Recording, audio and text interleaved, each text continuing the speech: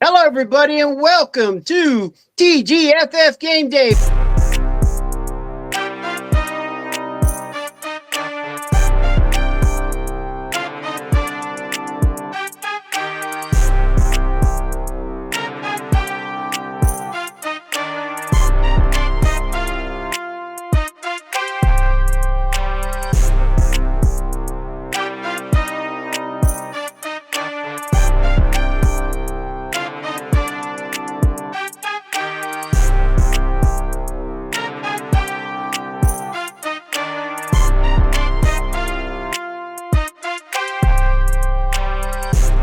Brought to you by Ardensburg Grill in Central South Carolina. Make sure you go by and see Donnie and Paul. They will take care of you. Nothing better than to have double dip wings. We're talking the Paladin Burger. We're talking the Tiger Burger. We're talking all kinds of world famous burgers and wings. Also, they are open on Sundays doing meat and three. But last week, crazy week for one team. We'll discuss that later. But right now, we want to get into what is this week. That's right. We've got us a full crew, folks. And of course, it's highlighted by the lovely lady up in the top corner. She's been here with us, and we'll be speaking to her in just a second. But first of all, Justin, break us off in what happened last week. J-Man, another crazy week. Tennessee, another close one with Arkansas.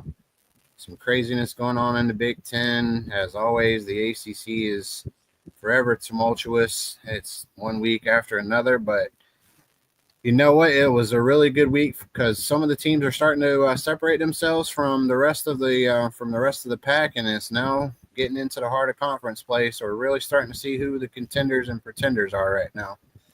So really starting to see as we get closer to getting to the first college football playoff rankings in a couple weeks. So looking forward to seeing how these teams kind of break themselves apart some more. So really huge slate of games again this week. Really looking forward to it. And again, if you haven't had the double dip wings from Arden's Burger and Grill, you got to go try them in Central South Carolina. So make sure y'all stop by and get those. But we look forward to another really good week of games. Looking forward to adding more to the crew. So we've got more knowledge, more coverage from all of your parts of the country and from different conferences. So really looking forward to another good slate of games this week. And we're going to kick off our show. And our next segment is going to be brought to us by Pepsi Cola. Our good friends over at Pepsi Cola are going to be rocking out, and they are going to be talking with us with our good friends at the Coach's Box this week. Mark's over there rocking it. But our good friends at the Coach's Box are going to talk to us a little bit this week about the SEC, the week that was and the week that will be. So thank you all so much. Take it away, Coach's Hello, everybody. Box. This is Chris Miller from the Coach's Box. Call like to see a podcast for our weekly SEC preview segment for Thank God for Football Game Day. And this segment is always brought to you by Pepsi. Whether you're gearing up for game day, hang out with friends, or you just need that perfect, refreshing break, nothing hits the spot quite like an ice cold Pepsi. It's bold, it's crisp, it's refreshing, and I'm having one right now to get ready for my morning. So it fuels my moment. It's going to fuel your moment. So crack one open and enjoy, bud. I'm telling you right now, and I keep saying this as we gear up, I know I sound like an SEC homer because I kind of am with my favorite team playing in the SEC. But I will tell you this, the conference games this week, they are all pretty good except for one, because we are now getting into SEC play where everybody plays each other. And all the games on the betting lines, there's no game that's over 14 points on the betting line. So Vegas sees all these games as being pretty close. There are some good ones. We're going to highlight our three. The first one we have is number 10, LSU. They are playing at number 17, Vanderbilt. Last week, LSU, a very lackluster win, 20-10 over South Carolina. And Vandy coming off of that 30-14 loss against Alabama. We said it last week, that was a prove me game for Vanderbilt. They played well for a half, basically against Alabama, but Alabama's starting to roll down a hill, and there ain't a lot of people that are getting in front of them. Brian Kelly's team is pretty much one loss away from his seat heating up, even though that they're a top 10 team. they have to play like it. The guys that I'm looking at that have to play better, obviously, or they're the key players in this. Nussmeier has to play better. Last 2 weeks, he's been very lackluster. So he's going to have to step up because Vandy, I do think they're more contenders than they are pretenders at this point. And it's going to come down to Pavia again. He's got to have a huge game. He's been having huge games. And this is the first time since 1979 that Vanderbilt has been favored in an SEC matchup. That's been a long time to have a bunch of SEC games and them never be the favorite. Betting line, Vandy 2.5. Let's see what happens. Vegas usually knows something we don't, apparently. And I do think it's going to be a good game. And it's an early start game too. So I think that's going to be a good one. We have some really nice setup, by the way, with how the games are set this week. Next one we have is number 11, Tennessee. They are playing at number 6, Alabama. Tennessee 5-1 on the season. Last week, they beat Arkansas 34-31. Wasn't that great of a performance necessarily for Tennessee. Last week, Alabama beat Mizzou 27-24, which really sucks. I still feel like, there's some good things to take away from Mizzou on that, but I don't want to take away from this game. Bama's offense is just on a roll. Like I said, I don't know if the Volunteers can keep up, especially playing at Bryant-Denny. Always a tough place to play. Bama's favored by 8.5 on this one, pretty much because of how they've been playing. Here's what's going to happen. After 146 yards last week, Deshaun Bishop for Tennessee is going to have to be a big part of this game. That was Mizzou's downfall. They didn't give the ball to the leading rusher in the nation enough last week with 12 carries. I think if Tennessee is watching film, they should learn that, and they should establish the run. That's going to definitely help take the ball away from Ty Simpson, who's the best quarterback in the country right now. You can argue all you want. He's playing the best quarterback game of anybody else.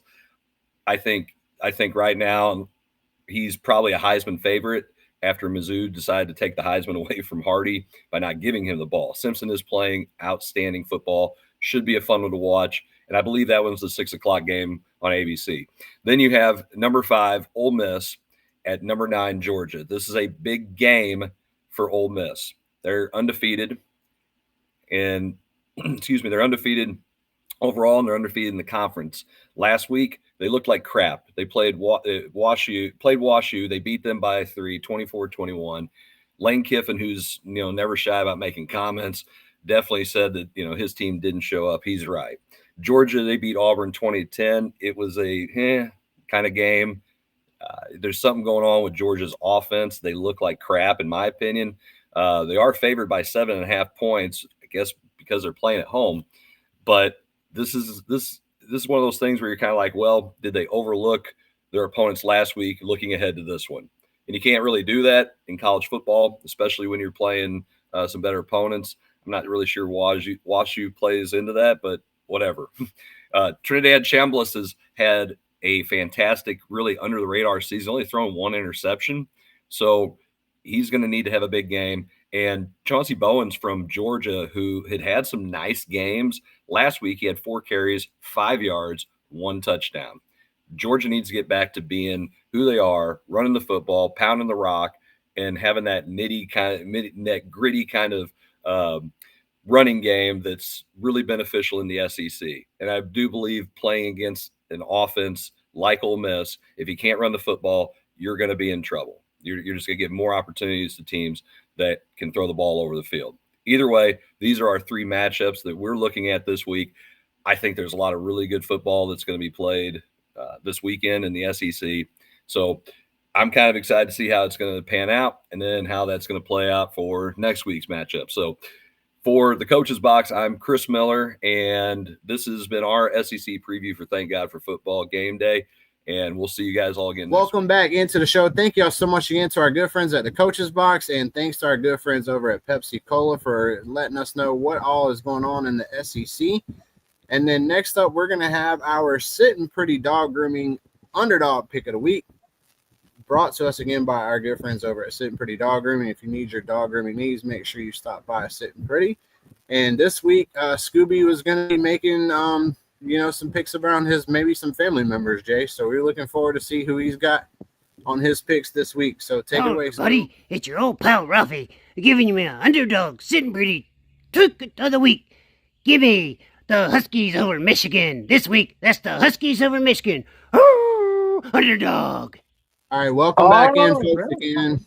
Thanks, y'all, so much, Scooby, there for your picks this week, brought to us by our good friends over at Sitting Pretty Dog Grooming. And then next up, we got our good friend of the program, Mr. Jay Jacobs. He's going to be taking us through the SoCon this week. That's going to be brought to our good friends at Beef and Rib. As you can tell, Jay's already rocking out their merch. Make sure you stop by Beef and Rib as well to get your amazingly good food there as well in South Carolina. You can't go wrong with them. It's another good friend of the program.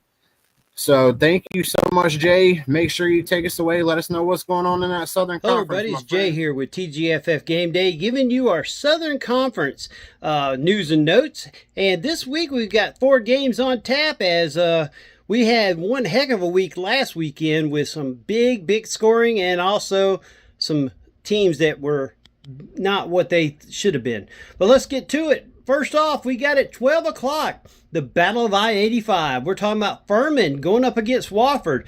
Wofford got their first win last week and did it in pretty good fashion over Norfolk State. Furman got destroyed by Western Carolina 52-7 in a game that Furman had lots of chances, but just could not get the deal done. It was in the end zone, red zone several times, and gave up picks. But it doesn't matter. It's a new game, new era. I'm sure Trey's ready to get the ball rolling, so let's just get back to it. Furman going to Wofford. Both of these teams are in need of a win, a serious win. Wofford, of course, gets a win over a non-conference Norfolk State last week. Of course, Norfolk State was coached by Michael Vick, whereas Furman, like we said, had a rough week with Western Carolina. I think that Furman's going to come out with a big attitude. I think that might be what helps them in this game. So give me Furman in this game by 1. I think it's going to be a 24-23 ball game. I do not see it being a high-scoring affair. Both teams have a pretty good defense. Furman's was just wore out last week after having to constantly come back on the field. So give me Furman in this game over Wofford in a 24-23 type ball game. Next up is ETSU at UT Chattanooga. This game has got a lot of implications for what's happening up at the top of the league. Give me ETSU in an upset over UT Chat. That's right, because UT Chat's playing at home, and I think UT Chat's better than what their record says. So, but I think ETSU's just on after getting a win last week is ready to get back into that fight for the Southern Conference title. Next up is Samford at VMI. Both of these teams at the bottom of the league, both of them looking for a big win. Give me VMI. That's right. Give me VMI over Samford in this game. It's at home. I think that gives VMI the edge. If it was at Samford, I'd give Samford the edge. But this is the home field advantage game is what I call it. Give me VMI in this game. It's not going to be a big high-scoring affair. I'm thinking 17-13. Next up is our game of the week. It's going to be Western Carolina traveling to the Citadel. Western Carolina, week before, had trouble with Wofford and barely got out of Wofford, but then came back last week and destroyed Furman. So Western Carolina, what team will show up? The Citadel has been a team on the rise, a team that's gotten the excitement back in Charleston. I think we're going to see an upset. Give me the Citadel over Western Carolina. All right, folks, that's your news and notes for this week. Look forward to hearing from you, and thanks for making sure you follow TGFF Game Day YouTube. Subscribe, like, comment. Tell us what you like, what you don't like. It doesn't matter. We appreciate it. And also, we want to thank our sponsors, Ardensburg Grill in Central South Carolina and Beef and Rib in Westminster, South Carolina. Thank you for following us, and thank you for watching TGFF Game Day. This is Jay for the Southern Conference. All right, everybody. There was the SoCon news and notes for this week, brought to you by Beef and Rib, Westminster, South Carolina. Go by, see Angie and Jill. They will take care of you. The best meat and 3 this side of the Mississippi. That's right, meat and 3. Go by and see them. Now, let's all be honored by her beauty. We're talking about pretty girls love sports. We're talking about the lovely Des, who we are honored to have on our show. Glad to have you, Des. Glad to be here. Thank you so much. All right. And of course, this moment is brought to you by Clemson Family Wish. Make sure that you go to ClemsonFamilyWish.com. Go on, donate, and give to helping us give sports wishes to kids and adults with life-threatening issues. So we'd like to thank everybody at Clips of Family Wish for sponsoring this segment. And now let's go to Des and Justin with the ACC News and Notes. Welcome aboard, Des. It is a fantastic thing to have you here on the show talking ACC. Last week, as always, kind of, another crazy week in the ACC. We had the upset that Pitt got against Florida State. Wake Forest got a really big win as well. And surprisingly to me, maybe not to you because you cover them, but Georgia Tech is surprising me as they continue to roll on undefeated. So we're going to talk about them a little bit more this week. But Des, what were your thoughts last week on just what happened from the ACC? Yeah, I felt like the ACC was pretty balanced in my opinion. I think we already know teams in the ACC that are not going to be dominant this season, and they're continuing to not be dominant. So it's like no surprise there. And obviously, no, I'm not surprised by Georgia Tech. Over the past this is now the third season, really seeing what Coach Key has been building over there, the respect, the motivation, the grit that team has. Them being undefeated, a little surprising because you would have thought that, the Clemson team would have went in there and kind of handled business there, but they play really well at home. And I think that's just one thing that they've been building on over the past few seasons. And again, having a quarterback, I think it's the art of being familiar. They have a quarterback that has been growing within that program, a quarterback that has been putting in the work, who's not afraid to use his legs, not afraid to throw the ball. And then on top of that, they also have a really good place kicker. So I think that they just have been building something over the past few seasons. And each season they have slowly gotten better and gotten better. And now they see themselves sitting in the top 25 of the AP poll. And it's like, well, wait a minute, Georgia Tech was nowhere to be in sight the last two seasons. And now they're there. And I know that, that program is really, really, I think that it's not a surprise for them because it's kind of like their expectation to get back into that, I would say, dynasty football, the football that Coach Key consistently talks about. So no surprise there. Another no surprise for me, too, was Clemson beating, what they play, Boston College. Yeah. I mean, Boston College hasn't been a threat in quite some time. So there's no surprise there. If Clemson didn't win, that would have surprised me. But Boston College, I mean, at least they scored 10 points. That's all I can say about that. And I think Florida State kind of came in and wrote a check that they couldn't cash.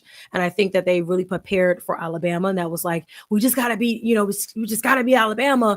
And then after that, they just forgot that there's more football to come. So yeah, you can beat Alabama, but that's not what matters. What matters is your ACC play. What matters is the rest of the games on your schedule. And right now you're looking like you wrote a check that you couldn't cash and it bounced and it's bounced.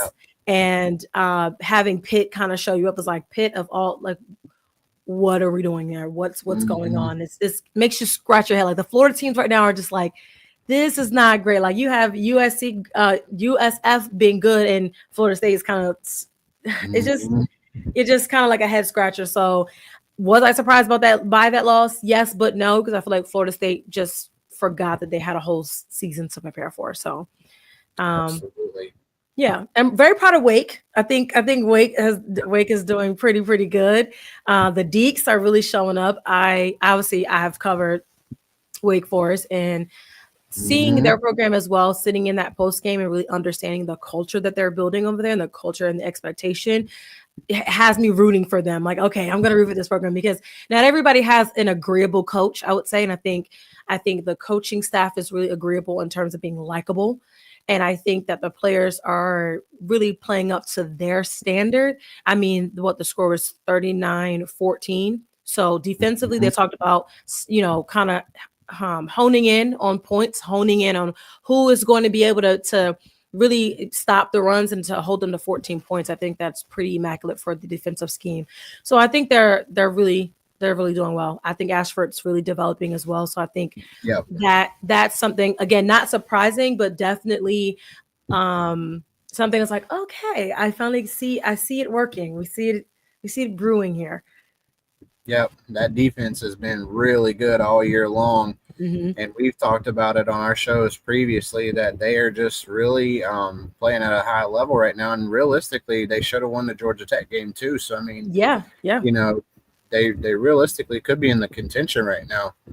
But it's been a really good week. Another fantastic, good slate of games too coming up this week as well. We're going to talk about 3 games that were going to be on the slate this week, and then we're going to also talk about another game in our pick'em games later on, the Louisville Miami game. But Des, we got some really good ones to start out with. We got a good slate. North Carolina and Cal. They are going to be in California this week. Cal surprising some teams as well and some fans as well, as their freshman quarterback has had a really good season. He's really starting to play at a good level, and Cal's looking to get their 5th win of the year. So what's your take on this one? And who do you think is going to end up winning this one? I don't think that's actually a question there. We just gotta be honest here. We just gotta be honest. You know, I like Big Bill and everything he's doing over there, but they're not. You can't compete where you can't compare. So yeah, I think if this is a time for them to get on a plane, for them to be in very beautiful weather, great, to be in a different atmosphere, for them to really show up and show out, this is the time to do it. I think this is the time to do it. But I don't have a lot of faith in that. And I mean, it's nothing against the program, but North Carolina has never been known for being a football program. So right. I think coming in that first year, the expectation of them getting 5 wins possibly is like, will they? I never thought that. I didn't first see that coming. 73 transfers and trying to figure out what do you actually have. It's not the NFL where, you're in week 7 and you can still, week 5 and pull somebody in and put them there and fix your problem. You have to really work with what you have. And I think they have. We've seen spurts of goodness. We've seen spurts of, okay, this is working. This is meshed well, but it's not fully complementary. It's not full. It's not for 4 quarters of football. So I don't think that they're going to pull one out. But if we had to pick up one of the surprises this week, no, I wouldn't say that a surprise. I don't think I don't have faith in this right here. I don't have faith. I think they'll put some points on the board. They're not going to go. It's not going to be a shutout. But it's really interesting. We got some friends of the program with Cal as well talking about how they were kind of hoping to kind of lose this game because they want their coach gone too. But that's not going to happen this week. I don't think. They're going to have to wait another week. Yeah. We've talked about, I was at media day. We talked about North Carolina a little bit. And I said, we saw the entourage around Bill. And I said, all of this for a 5-win football team. And everybody thought that I was crazy. But, it's so difficult year one, especially when you got 71 new players too. And, you just can't have that expectation that it's going to work well right off the bat.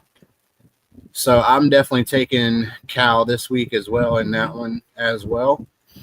So next up, we're going to be talking a little bit of Georgia Tech and Duke. And this one, as we talked about to kind of kick off our show, these 2 teams are both undefeated in the ACC right now. So they're 3-0. Georgia Tech is 6-0 overall. Duke 4-2.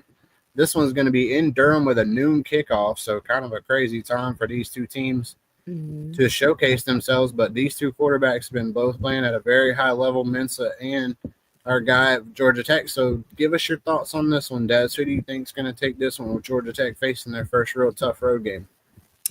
I think looking at it from first take, you'll be like, oh, Georgia Tech's going to win it for sure.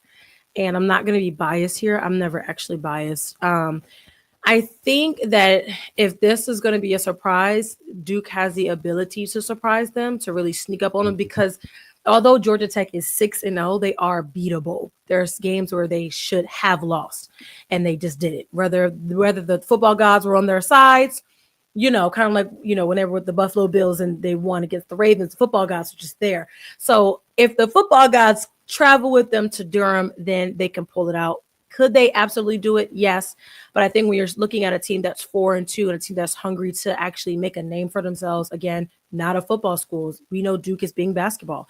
So absolutely. Coming in and having the quarterback really play at a higher level than I've seen. When I first saw the scene, I was like, oh God, Duke is cooked. But Mhm. They look pretty good now. I think it'll be super competitive. I think ACC play is normally competitive in every which way. I think all these games that are ACC competitors will be competitive to some extent. And Duke has the advantage of being at home, but we've seen Georgia Tech go on the road and do really well as well.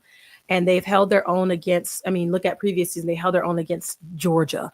So Yep. I think it's going to be a closer game than I think most people would expect.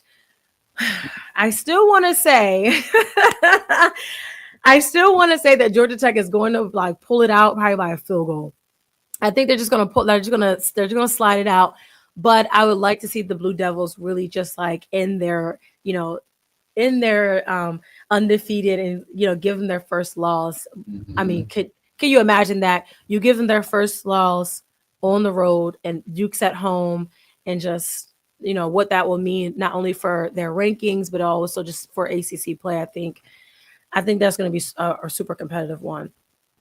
I think it should be as well. I mean, Duke went 9-3 last year, and then they brought Mhm. in a new quarterback, and everybody was kind of thinking, how's he going to mesh? But Darian Mintz is one of the top quarterbacks, not only in the conference but in the country as well. And I know, you really want to see Georgia Tech come in and show up, but I think this Duke team, especially after their first couple weeks, I think they've Yeah. put in a different level now, and I think that they're playing at a different level. And realistically, I love Nate Shepherd. I got to watch him against the NC State game, and he is really one of my favorite running backs in the conference right now. He's really doing really well. He's almost 500 yards rushing and 4 touchdowns. So I'm going to take Duke this week. I think they're going to get the job done this week. I would pick Georgia Tech if this game was in Atlanta. But like you said, it's going to be a highly competitive game, and I'm going to try to give the advantage to the home team this week. Yeah. I don't know. I'm torn. It's not that I don't want Duke to do well. I want them to do well. I think that if it's a game to give you something to talk about, because I think we'll talk about it later, obviously, but the Louisville Miami game is going to be, that's what people are going to be talking about. But if Duke really wants to bring out a certain level of confidence, and they really want to just shut the noise, I think this is the way to do it. Mm-hmm. Yep. And then our third one that we're going to be talking about is a game that you actually are going to be covering as well down in Clemson. We're going to have Clemson SMU this week. And this one was another kind of game that was a little bit underrated. So give us your thoughts on this one as the Tigers try to look to continue their winning streak, and SMU still undefeated in the ACC too. Yeah, I think when you look at it, it's kind of like a battle of last year's ACC championship game. And it's like, it's going to be competitive, and it may come down like it did last year with a field goal. And I think where Clemson is now, they're at a predicament where they want to win in October and November. They want to just close out the rest of the season. And when you look at their schedule, they should be able to do that. But SMU, I feel like they come in, and I feel like SMU is competitive. I haven't watched them a lot, so my pick would obviously be like, okay, I think Clemson's going to take it there at home. But we have seen teams like Troy give Clemson a run for their money at home. So we've seen these teams when they're at home and they kind of fold, it kind of collapse at some point. I think that, a lot of the Clemson fans are like, oh, they're so back. We're seeing them play great, but you've seen them play against a Boston College. You see them play against teams where they should be beating them. So I think this is going to be a test because the Clemson environment, and it's in the afternoon too. So yeah, I think SMU is going to get a fine wake up call, and if they can get the only way SMU wins this game is if they get their quarterback started very early. He has to be started early. He has to be near flawless. And the defense has to be able to stop Cade Klubnik and those feet, because he's getting it done with rushing. The arm is sometimes a little shaky, but he's not afraid, just like Georgia Tech's quarterback. He's not afraid to get going. So I think for them to win, they have to outright win. And they have to make sure that they're playing complementary football from the beginning to the end. Otherwise, Dabo Sweeney is one of them coaches where if he's seen you already, he already knows he has one up on you. He knows how to get you. He knows how to beat you because he already beat you. I think that's going to play into part of why Clemson could be successful this week. Again, I'm really torn between that. I really am torn. We try to put you on the spot. Will history repeat itself? But I think Clemson is on an uphill battle. I think they have something to prove, and they want to hush all the naysayers of Clemson is not Clemson anymore. And I think that this is their opportunity to come back home and to really get one at home and to finally be like, yes, we won one at home, we got it. And then their confidence will definitely be back because if they're confident after Boston College, I'm side-eyeing them. Yeah, I'm going to take the Tigers this week as well. I think they get the job done in Death Valley. They're super tough at home. You know, Clemson's one of the toughest teams to be at home. I think they've only lost 4 or 5 games in the last, 5-6 years at home. So it's been really good for them at home. And I think Clemson comes back this week again and gets the win again. So I think SMU's not as good as this team was last year. So I do think Clemson's starting to hit their stride a little bit, and I think Clemson gets the job done this week. So, well, thank you as always for all of your stuff. We're going to keep you in as well as we continue to get towards our pick'em games as well. We're going to talk Louisville and Miami as we get to that. But once again, thank you to our good friends at Clemson Family Wish for bringing us this segment for ACC football. All right, everybody. There was the ACC News and Notes, of course, brought to you by ClemsonFamilyWish.com. Go by and donate today. Let's go to our people over there at Cowboy Revolution. Use the code Furman Joustin. You get 10% off or more whenever you go and order. Let's go to Mark with our Big Ten News and Notes. I appreciate you, Jay. First of all, y'all put me in a bad situation. Got me following Dez's segment there. I don't know how I'm supposed to top that, but it is what it is, Mark. well, we're gonna do our best, man. Because right now in the Big Ten, we got a lot to talk about. Got a lot going on right now. We'll talk about Penn State here in just a little bit. First, I'm gonna give my flowers to Indiana. Kurt Cignetti is showing these guys right now. I think they are a little bit mad about last year about how they were disrespected. Came out last week, beat Dan Lanning and Oregon, showing they are a legit team. Right now between them and Ohio State, right now probably the 2 best teams in the Big Ten. But the Big Ten is actually open. There's a lot of teams that are 2-1. You got Michigan, who is still right there. They still got a big game against Ohio State at the end of the year. Northwestern is actually playing really well, despite last week. But we'll talk about that another time.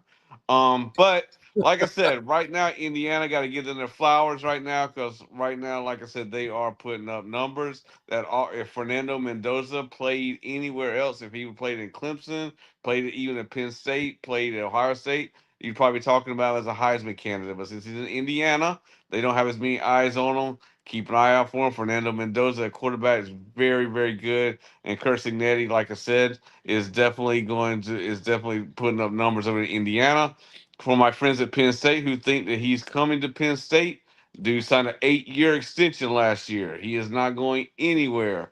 Penn State's already paying $50 million to keep James Franklin out of the stadium. They're not going to pay another buyout to bring somebody else in. Plus, they've already spent $700 million also to try to renovate Beaver Stadium as well. So that's not going to happen. So dream on, Nittany Lion fans. It's not coming. So, with that being said, great news for Penn State fans. We finally got rid of James Franklin. He is no longer a Penn State coach. Thank the Lord. Like I said, I think James Franklin will be great in a team like NC State, somewhere like that. Because I don't think he's a bad coach, but I don't think that he is someone who's going to be something for the national spotlight and what we expect at Penn State. So if you're if you're Wolfpack want to go after him, and like I said, please have at him. I think he'd do really, really well over there. But right now, the short list for them right now, I think people need to take a look at is going to be Matt Rule out of Nebraska. He has Penn State ties. He's a very, very good coach. Has a lot of good offense. Like I said, Nebraska, he's doing really, really well over there. He's going to be one to look at. Also, Brian Hartline, offensive coordinator at Ohio State.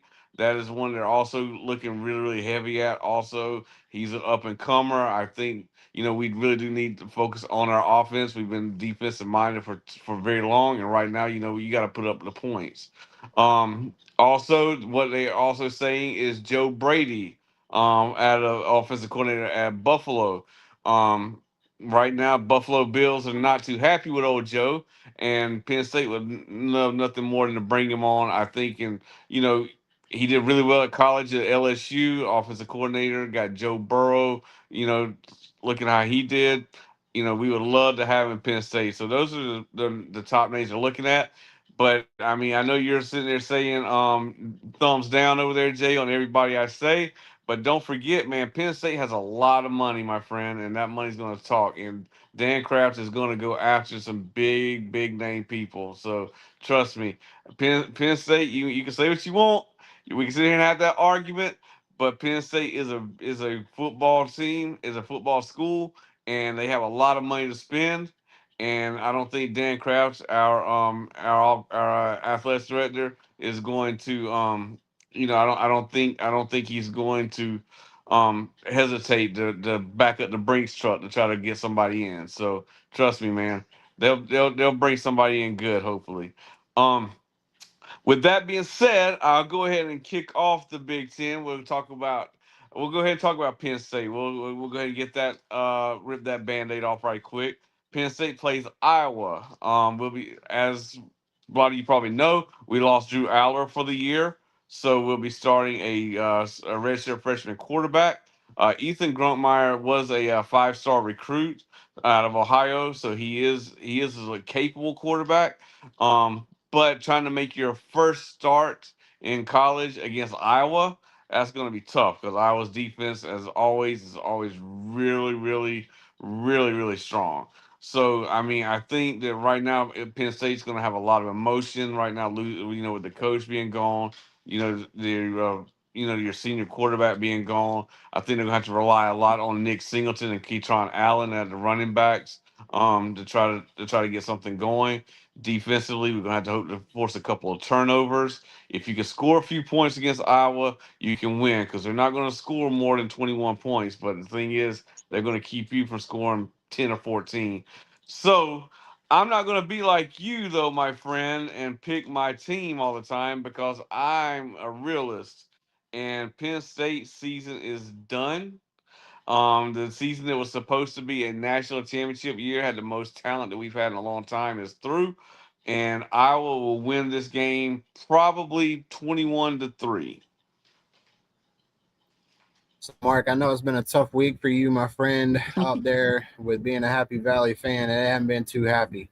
So, but yeah, I'm gonna take Iowa this week as well. I think Iowa's defense is a little bit too tough. I would have taken Penn State if they had a healthy Drew Aller, but ultimately, I think that does affect this Penn State team. I think starting your first game against that team is really tough. I mean, Iowa's got such a great defense. So I'm going to take the Hawkeyes this week in that one too, Mark. Unfortunately, I think Penn State drops another one for 3 in a row. Yeah, well, we'll just go off of that one. All right. Yeah. So next we got Northwestern and Purdue. Now people probably wonder why I even picked this game to be one of them. Northwestern is right now 2-1 in the conference. They're sitting at 4-2. They have a very good coach over there at Pat Fitzgerald. Purdue is at the bottom of the pack. However, Northwestern has not had the success that they had as far as beating a big, a top team like Penn State. So, will the question is, will they be confident and go in and take care of business against Purdue, or will they be hung over from the win last week? They went into Penn State, a homecoming at that, and put and basically dominated that game, even though the game was close. Northwestern won that game start to finish. But like I said, now they come down to playing a team like Purdue, who they should beat pretty easily. However, these games can be trap games for anybody after a big win. So with that being said, I'm still going to go with Northwestern. I think that they're going to start out sluggish, maybe even be losing about halftime. But I think in the second half, I think they'll bounce back and wake up and and pull out the win on that one. Yeah, Martin, the most impressive thing for me last week was Northwestern's defense. Penn State was held to under 300 yards of total offense last week. So I was very impressed with that Northwestern defense, and I'm like you. I think they're playing much better, and I think this is a chance for them to get a winnable game as they can kind of move towards getting bowl eligible in this too. So I'm going to go with Northwestern as well this week. I think they're going to be able to get that job done and get their fifth win for the season. The Big Ten's really kind of getting crazy. A lot of teams there in the middle and a couple teams at the top. So it's going to be really interesting to see who separates themselves from the middle of the pack. Yeah, and Northwestern could be that team that pushes their way up. Like I said, keep an eye out on them. Once again, they're very, very capable. They had a really good defensive showing, so definitely keep your eye out on them. Between them, teams like USC, play teams like that. USC has a big game against Notre Dame. They'll get to display what they can do. But like I said, definitely keep your eye out on Northwestern. Third game we got Michigan and Washington. I mean, the Washington Huskies and Michigan. Michigan, like I said, I'm every week I think we have Michigan on here, and I always talk about Bryce Underwood, because I think he's definitely going to catch his stride. I really really like Bryce. I think that this game right here is going to be one that he kind of breaks out. How Arch Manning finally broke out last week. I think Bryce is going to break out on this one. Once again, you got Justice Haynes over there at running back. So you got very, very capable running back. They definitely need to get some, a breakout with some receiving help from Bryce, because like I said, he has to rely a lot on his feet. But Washington, I think they're a very, very tough team. I think, they can hold their own, but Michigan, like I said, with defensively, I think Michigan's going to be able to stop that high-powered offense that Washington does have, and I think Bryce is going to have his breakout game this week. So, give me Michigan in this one. You're not wrong, Mark. Michigan's defense has been tough all year long, and they're really bringing along Bryce Underwood at a really good pace. He's really starting to make some really good progress this year for them. So I'm very excited to see these two teams. We talked about Washington and Ohio State, and Washington really played well against the Buckeyes as well. And I think they're going to play well in this game too. But I'm like you. I really just think Michigan's defense is still just too much for them in this game. And I think they make enough plays on offense to get the job done. I mean, I think this is going to be like a 24-17, type of football game, something that'll be pretty close. But I think Michigan will get it done at the end of the game. So, well, Mark, thank you so much on that. Jay, as always, we are brought to us by our good friends over there at Cowboy Revolution. So he is already rocking the gear. Make sure you go check out cowboyrevolution.com and use that Greenville Sports Media code to get you 10% off. So, Mark, again, thank y'all so much for the news and notes from the Big Ten this week. Next segment we're going to be talking about is our good friends over from the American Athletic Conference and our good friends over at Sideline Sports Army. They're going to be brought to us this week by True Victory. As you can tell, Jay is already rocking his True Victory gear. Make sure they're veteran-owned.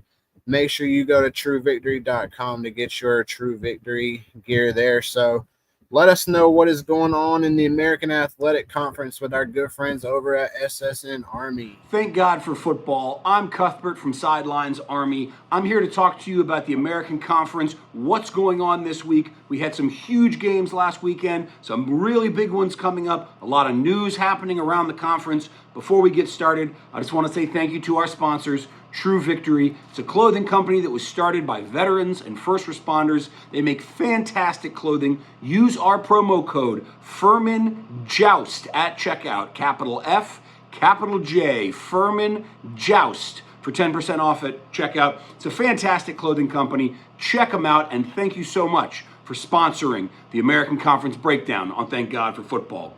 Now let's talk about last week. Our game of the week was, of course, The USF Bulls going into Denton to play North Texas. We knew that this game was going to be full of highlights and likely was going to be show-stopping, and we were not disappointed. USF pulls off the huge victory, 63 to 36. Got to be some scoreagami in there with that mirror score. The first half was wild and crazy. Going into halftime, both teams had 21 points. We saw 6 turnovers in the first half alone. It was 21 up heading into the break. An absolutely wild first 2 quarters. Coming out of the locker room, USF was ready to play. They racked up 28 points in the in the third quarter, behind a 75-yard drive, an 86-yard drive, a scoop and score fumble, and then an interception that gave them a short field. They absolutely put their foot on the gas and left the Mean Green in the dust. They are now ranked number 19 in the country, well deserved by the South Florida Bulls.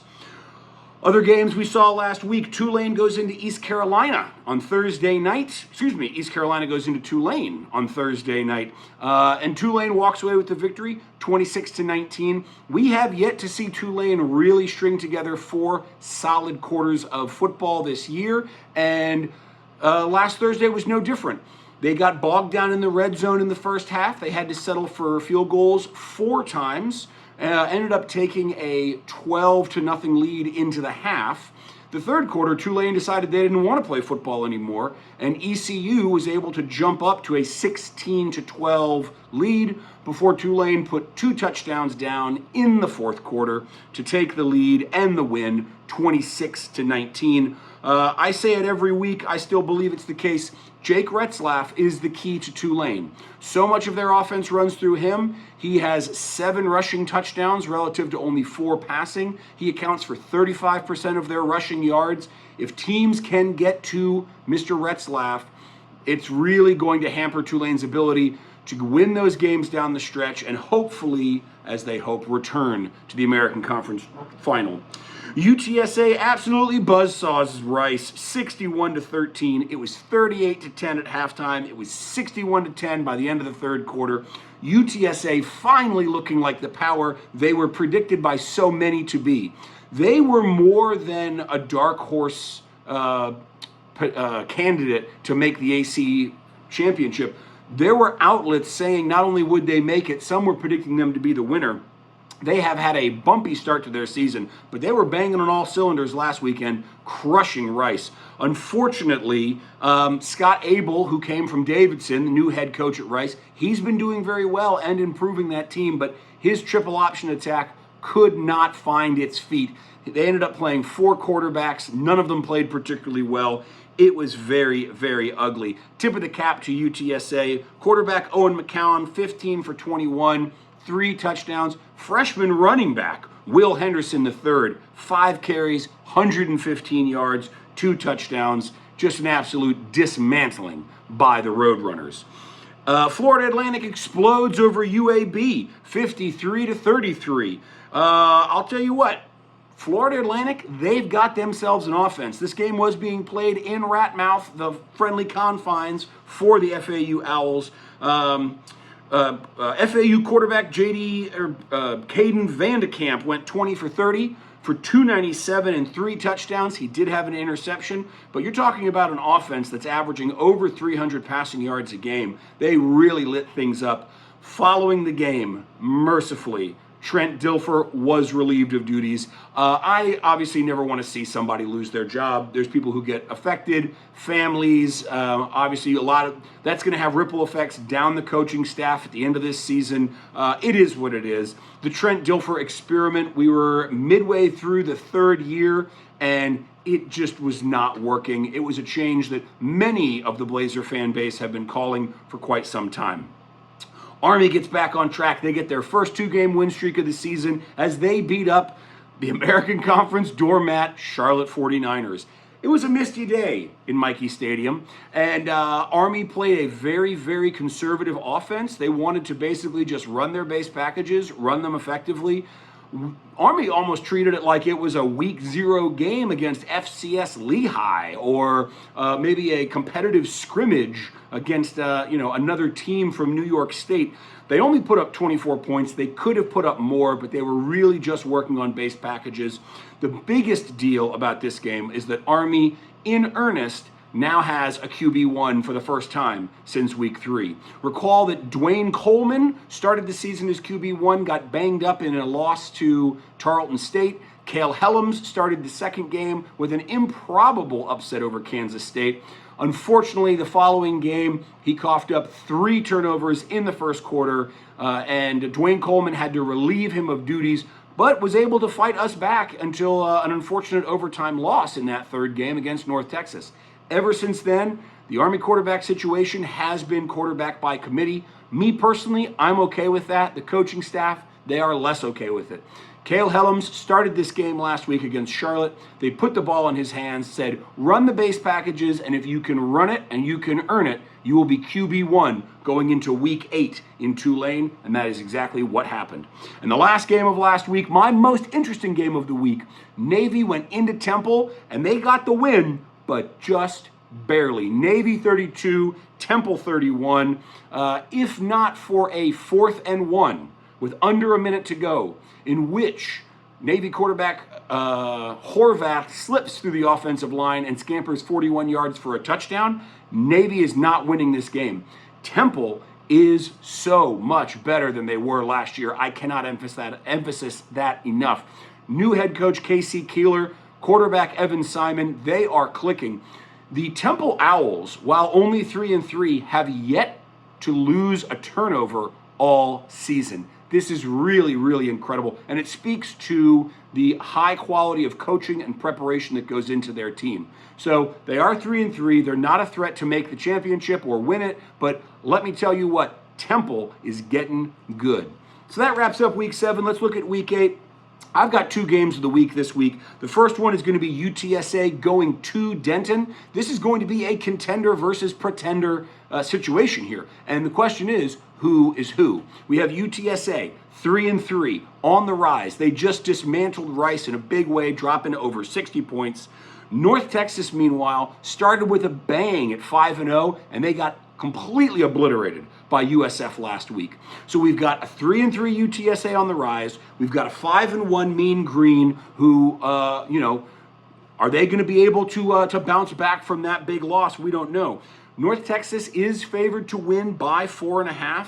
If Mestemaker can get back to what he was doing in the first 5 games, which is a little more conservative and definitely much more mistake-free than we saw against South Florida, I think North Texas can take this.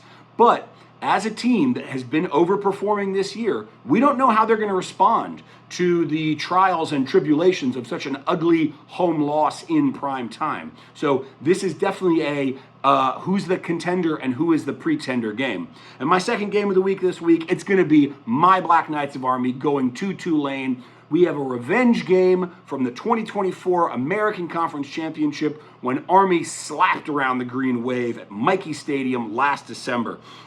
This is going to be very, very interesting. Tulane sort of flying under the radar a little bit since their loss to Ole Miss, which I think is absolutely ridiculous. They deserve to be ranked just as well as USF and Memphis. Even Navy's getting votes. So it's very interesting that they're sort of flying under the radar. As I mentioned earlier, they were having some trouble last week punching the ball into the end zone. The Mean Green, they got bogged down when the field got short. Unfortunately for them, that is Army defensive coordinator Nate Woody's MO. He loves the bend, don't break defense. The Black Knights, by and large, they're going to be smaller. They're going to be a little bit less athletic than their competition. So our defense is predicated upon the idea that when the field gets short, we can bow up our backs and we can stop the competition. So it'll be very interesting to see what happens. I had a great conversation with this game with the Uptown Update, which is a Tulane-specific podcast. The show came out today on Thursday. Look it up on Spotify, the Uptown Update. We've got a fantastic conversation about what to expect this weekend with Army traveling to New Orleans. Other games, we've got Tulsa visiting East Carolina. That game is tonight. This is East Carolina's 3rd Thursday night in a game in a row.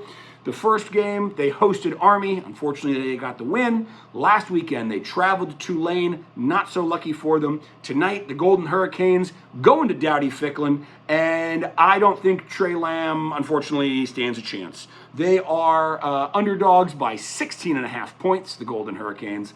They are really having trouble getting their feet under them this year. Again, they had that magical upset in Stillwater of Oklahoma State, but that was what? 4 weeks ago, 5 weeks ago. You can't be eating for free off that the rest of the season. They need to start getting some wins. They are winless in the American Conference so far. I don't think that they're going to be able to pull this off tonight. Florida Atlantic travels west across the peninsula of Florida, and they come into Ray J for what could very well be another offensive shootout as the Bulls, number 19 ranked Bulls, take on Florida Atlantic. Currently, USF is averaging about 43 points a game. This is a very obviously high-powered offense. Alex Golish and what he's got drawn up with Byron Brown is really, really impressive. Meanwhile, FAU, they've put up over 50 3 times this year. Their quarterback, Caden Vandekamp, he's averaging about 320 a game in the air, which could be trouble for USF, who already gives up over 250 yards passing a game. So the real question of what's going to happen here is, how is the USF defense going to be able to handle Florida Atlantic? I can tell you right now, the USF offense will be scoring and scoring in droves. The question becomes, can they contain Veldkamp? If they can contain Veldkamp, it's going to be a runaway, and the Bulls are going to smoke them. But if the secondary of the Bulls can't stop Veldkamp from delivering balls, this could be shootout 2.0 like we saw last week at North Texas.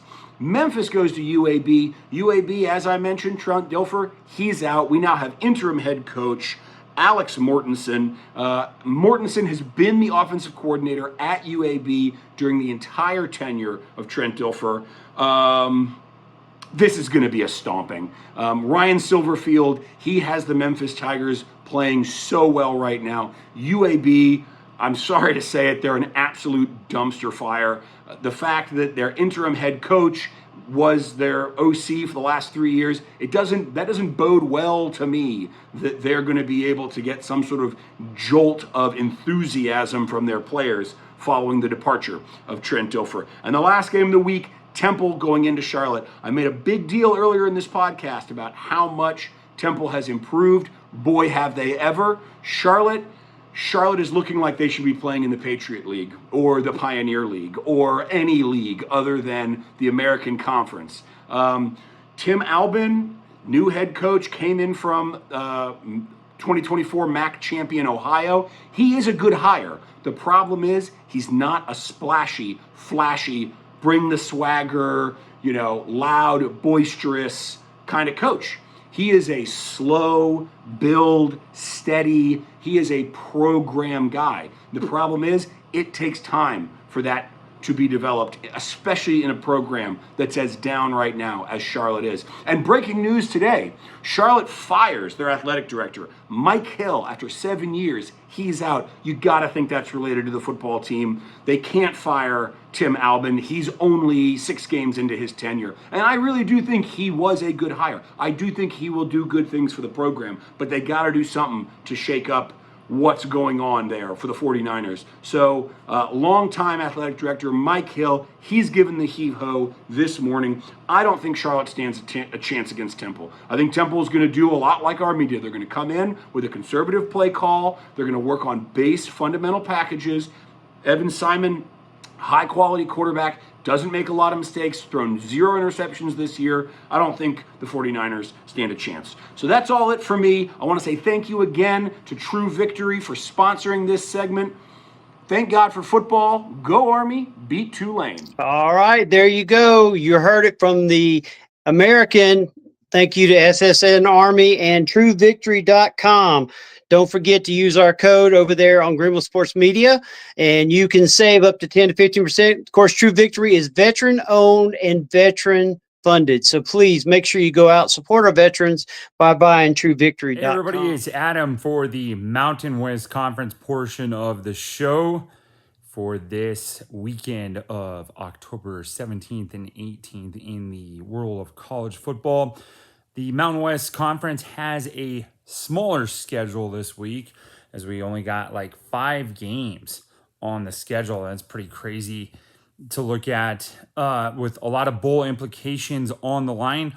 And we'll get to those in just a little bit. But first, we need to retread to week number 7. Last Friday night, it was Colorado State stunning Fresno State 49-21 to end Fresno State's 5-game winning streak. The Bulldogs are still alive for bowl eligibility, but they take this weekend off. Boise State pounded New Mexico 41-25. It was UNLV, a 51-48 shootout winner over Air Force. Kind of told you guys that was going to be a shootout, and indeed it was. Wyoming beat San Jose State 35-28. It was San Diego State blowing out Nevada 44-10. And it was Hawaii winning out on the island over Utah State by a final of 44-26.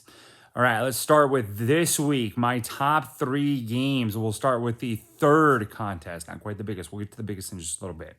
Nevada will take on New Mexico. That game is at 7:45 Mountain Time here in Albuquerque, 9:45 Eastern Time on FS1.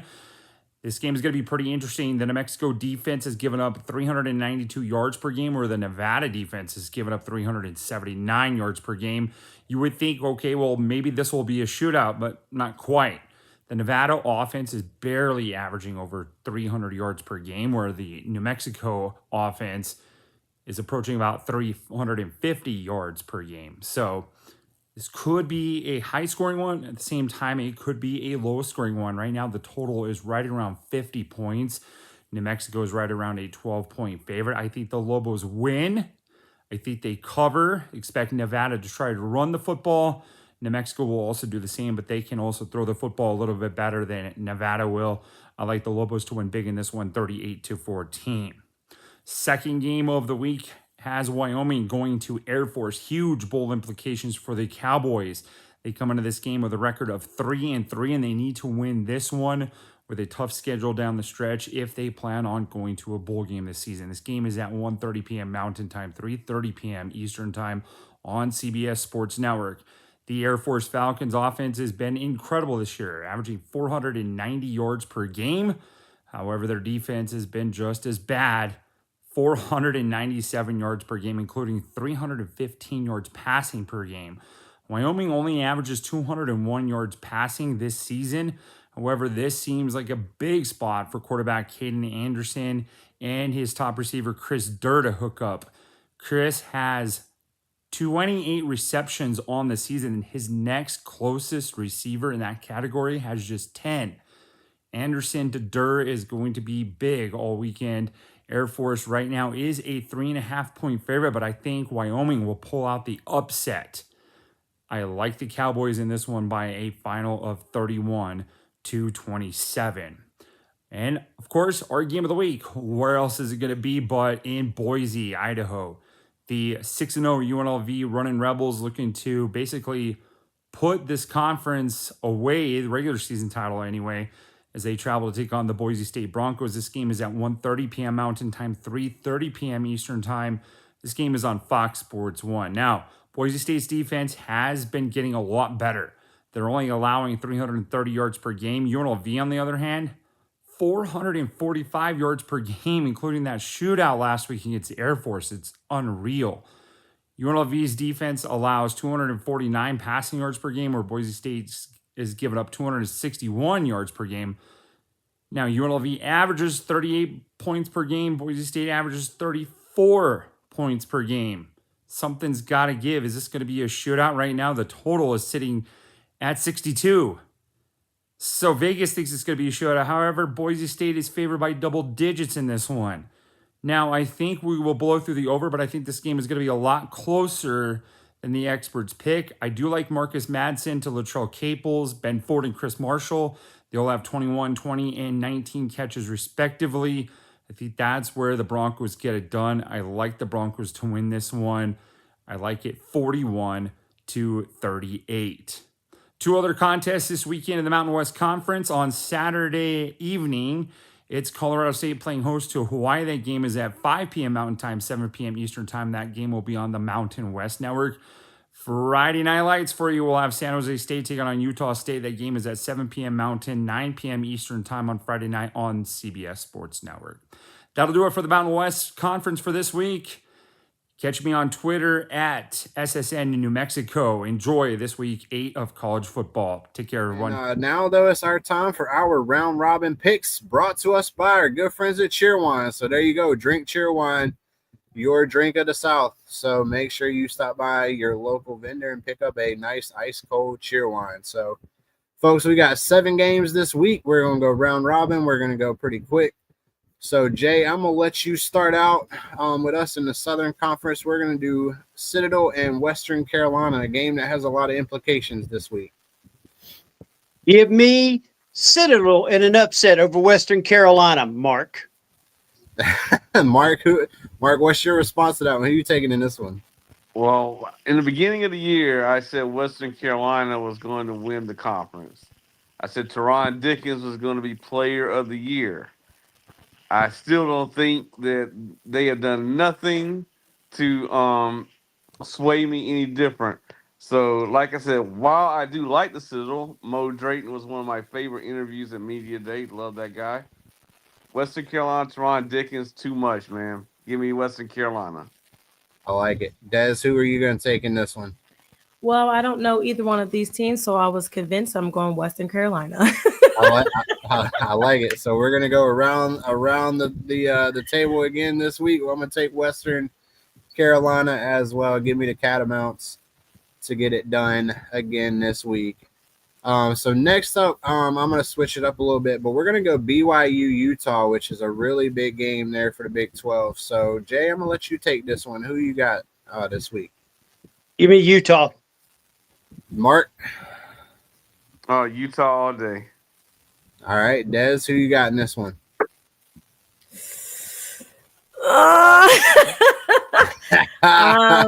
I'm gonna be devil's advocate, and I'm gonna say BYU.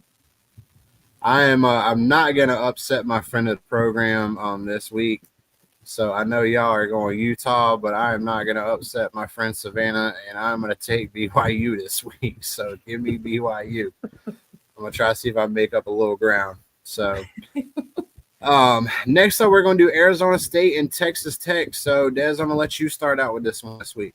Yeah, Texas Tech. I like it. Mark? Sorry, Jordan. Texas Tech, man, is going to walk the dog on Arizona State this week. Jay? Arizona State.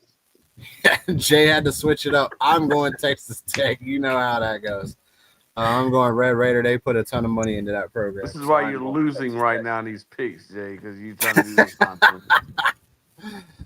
Oh, I love that. So SEC is up next. We're going to go Tennessee and Bama. So I'm going to let Mark, I'm going to let you start with this one.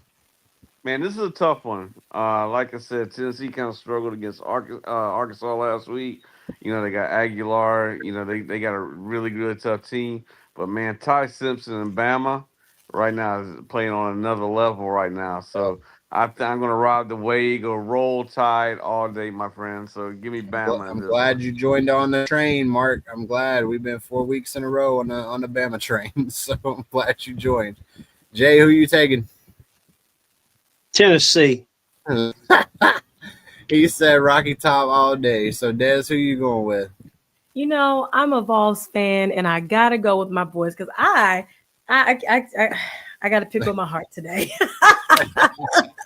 I feel like they got embarrassed by Georgia at home. They like we cannot do this with Alabama. So we're gonna hope that Rocky Top sings a sweet old song and goes ahead and flattens out that tie. We're gonna. All right. Y'all know me. This is going to be my 4th week in a row. I'm rolling with the Tide until I can't roll with them anymore. So roll Tide, roll again this week. So, Des, this one we're going to talk a little bit about. We talked earlier, Louisville, Miami. Who are you going to take in this one in the ACC game of the week? I'm going to take Miami. Yeah. All right. Mark? Oh, Miami easily. I like Jay. Louisville. No.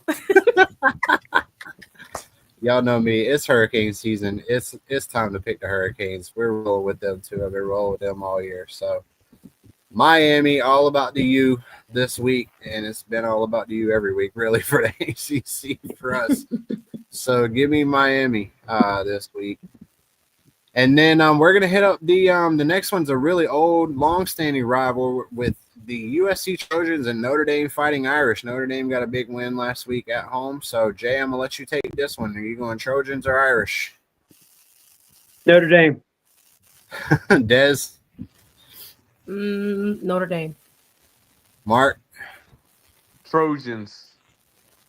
I'm following Mark on this one. I'm going USC. I think they're playing at a different level now. Lincoln Riley finally gets it done. So I'm going USC. And then last but not least, we got our game of the week is going to be our down to the SEC and Ole Miss and Georgia. So, Mark, I'm going to let you start this one. Man, give me Lane Kiffin and Ole Miss on this one. I like it, Jay. Oh, my goodness. Me and Mark are actually going to be together on the game of the week. Are you serious? Now I got to pick Georgia. Give me the Bulldog. I'm not going to pick with Mark. No. Des, are you going with Uga? Or are you going to ride the Lane Payne train this week? I mean, I love Lane, and I think that he can pull it off. He just got to be smarter than that smart over there. So I'm going to say Ole Miss Hot Toddy is going to bring it in. Well, y'all know, as y'all know, last week the Georgia bus was crashed into. So the joke of the week was, who was driving for the Georgia football team that week. So I gotta go with my friends at Ole Miss too. I got friends and family down there, so I'm taking Ole Miss this week. So Jay, unfortunately, you're gonna take Georgia. So it's all good. But make sure y'all definitely stop by next time. Thank y'all to Cheerwine for bringing us our picks of the week. Make sure you stop and get a nice bowl of Cheerwine the next time you're out there on the road. And we are definitely starting to wind down the show a little bit. So, Jay, you know kind of what time that's going to be. We don't know where he's at again this week, but he's somewhere out there in the streets. We don't want Uncle Bobby on this show anymore. Please, no. He's about got us canceled twice. No. He should have gotten us canceled 2 weeks ago with him hunting. He's been hunting 2 weeks now, and he's been hunting whitetail. There's been some craziness going on with that. So, we'll see what he's up to, though. Please, God, don't be doing that. Well, I mean, he's probably hanging around somewhere down there at the Point RV at Lake Hartwell. Our good friends of the program are going to be bringing us the Uncle Bobby segment and the Uncle Bobby pick of the week. So let's take it away, Uncle Bobby. Hopefully you're not still in the deer stand hunting for something this week. Hello, everybody. It's your old pal, Uncle Bobby, coming to you live from my car. That's right, because like the Titanic, I'm a sinking ship when it comes to picks lately.